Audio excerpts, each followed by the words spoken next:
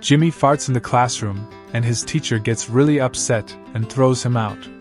He sits outside the class and can't stop laughing. The principal walks by and sees him. He asks, "Jimmy, why are you sitting outside your class laughing?" "I farted in class and the teacher threw me out." The principal asks him again, "Well then, why are you laughing?" "Because those idiots are sitting in the class smelling my fart, while I'm outside in the fresh air." On the last day of kindergarten, all the children brought presents for their teacher. The florist's son handed the teacher a gift.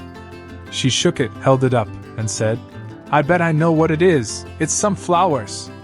"That's right," shouted the little boy. Then the candy store owner's daughter handed the teacher a gift. She held it up, shook it, and said, "I bet I know what it is. It's a box of candy." "That's right," shouted the little girl. The next gift was from the liquor store owner's son, little Johnny. The teacher held it up and saw that it was leaking. She touched a drop with her finger and tasted it. "Is it wine?" she asked. "No," little Johnny answered. The teacher touched another drop to her tongue. "Is it champagne?" she asked. "No," he answered. Finally, the teacher said, "I give up." "What is it?" little Johnny replied. "A puppy." A police officer pulls over a man who has penguins in the back seat of the car. "Sir, you can't have penguins in your car. Bring them to the zoo or something," the police officer tells the man. The next day, the police officer saw the man again. Again, the penguins are in the back seat of the car. "Sir, I told you to take the penguins to the zoo." "I did, officer. Today I'm taking them to the movies." A school teacher in Hyderabad was once asked, "Can you make a sentence without using "e"? I doubt I can. It's a major part of many, many words. Omitting it is as hard as making muffins without flour. It's as hard as spitting without saliva, napping without a pillow, driving a train without tracks, sailing to Russia without a boat, and washing your hands without soap. And anyway, what would I gain? An award? A cash bonus? Bragging rights? Why should I strain my brain? It's not worth it." The teacher in little Johnny's school asked the class what their mothers did for a living. One little girl said her mother was a doctor, another said her mother was an engineer. When it was little Johnny's turn, he stood up and said, "My mom's a streetwalker." Naturally, after that remark, he got sent off to the principal's office. Then, 15 minutes later, he returned. So the teacher asked, "Did you tell the principal what you said in class?" Johnny said, "Yes." "Well, what did the principal say?" "He said that every job is important in our economy, gave me an apple, and asked for my phone number." A little girl was walking home from school when a man on a motorcycle pulled up beside her. "Man, hey little girl, want to ride on the back of my motorcycle?" Girl, "No." "Man, come on, sweetie, I'll give you $5 if you ride with me." Girl, "Get away from me, or I'll call the cops." "Man, how about $20? Just get on the back with me." Girl, starts running, "No way." "Man, okay, final offer, $20 and a bag of candy." Girl, "Look, Dad, you had to buy a Honda instead of a Harley. You ride it." A college student walks up to a farmer and asks, "Excuse me, sir, I couldn't help but notice that on the far north end of your property, I saw some cottonwood trees. Would it be okay if I went and harvested a few bags?" The farmer scratches his head and says, "Everybody knows you can't get cotton from a cottonwood tree."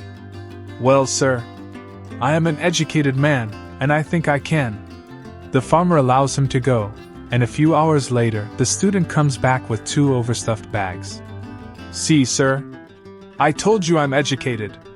The farmer is amazed. A few weeks later, the same college student comes up the drive and says, "Excuse me, sir, but on the west end of your property, I saw some honeysuckle, and I was wondering if it would be okay to get a few jars of honey?" The farmer says, "Come on, son. Everyone knows you can't get jars of honey from honeysuckle. But go ahead. A few hours later, the student returns with 2 big jars of honey. See, sir? I've told you I'm educated. A few weeks later, the student returns a 3rd time. Excuse me, sir? I couldn't help but notice that on the far south end of your property, you have some pussawillow. Son, the farmer says, let me grab my hat.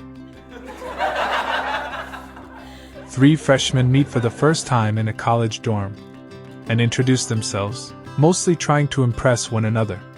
The first one says, my family has been in America for more than 200 years.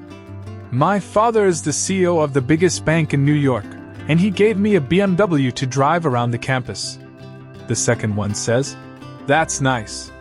The third one says, my father is one of the biggest owners to this school. He gave so much money that the building where they teach mathematics is named after me. The second one says, that's nice. Then the 2 rich kids asked the second guy what his father gave him. We didn't have a lot of money, but he gave me some very good advice. The second kid says, he always told me to say that's nice instead of yourself. A college girl really wants to buy a monkey, but she knows her dad will not send the money for such a pet. So she emails her dad and asks for money to buy a bicycle. He sends the money, and she buys the cute little monkey. After about a week, she notices that clumps of hair are falling out of the little fellow. Unfortunately, she doesn't have the money to take the monkey to the vet, so she does internet searches for hours but cannot find any answers. Finally, in desperation, she emails her father, saying, help! All of the hair is falling out of my monkey. Please send money. And her father emails back, sell the goddamn bicycle. College students are having a great time on spring break, so they decide to spend an extra week away from class. One of the students calls his professor and says, Professor, we are stuck on Daytona Beach. We won't be able to make it back in time for exams because the tire on our car blew. We need to get it fixed before we head back. The professor says, no problem. Your safety comes first. Do what you need to, and when you get back, the 4 of you can write the exam at that point. So the students live it up for another week. Drinking, partying, etc.